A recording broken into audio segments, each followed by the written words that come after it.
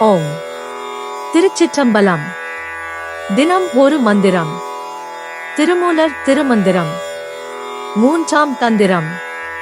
வீராகமம். மந்திரம் 48. தொகுதி 7. தாரணை. மனதை பரம்பொருள் மீது ஒருமுகப்படுத்தும் யோக பயிற்சி. பாடல் 569. மலையார் சிரத்திடை வானீர் அருவி. நிலையார பாயம் நெடுநாடியூடே. சிலையார் பொதுவில் திருநடமாடும். தொலையாத ஆனந்தச் சோதி கண்டேனே.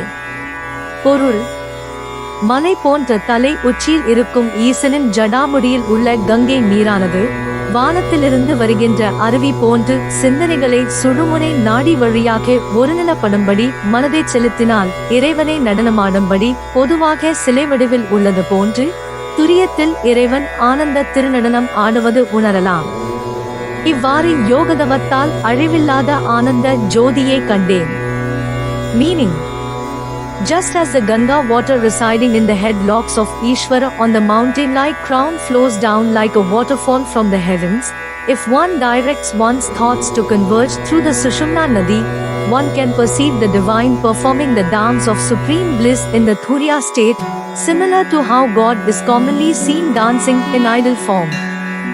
Thus, through this yoga meditation, I realized the eternal light of bliss. யாம் பெற்ற இன்பம் பெருக இவ்வையகம். இணைந்திருங்கள், அனைவருக்கும் பகிர்ந்திருங்கள்.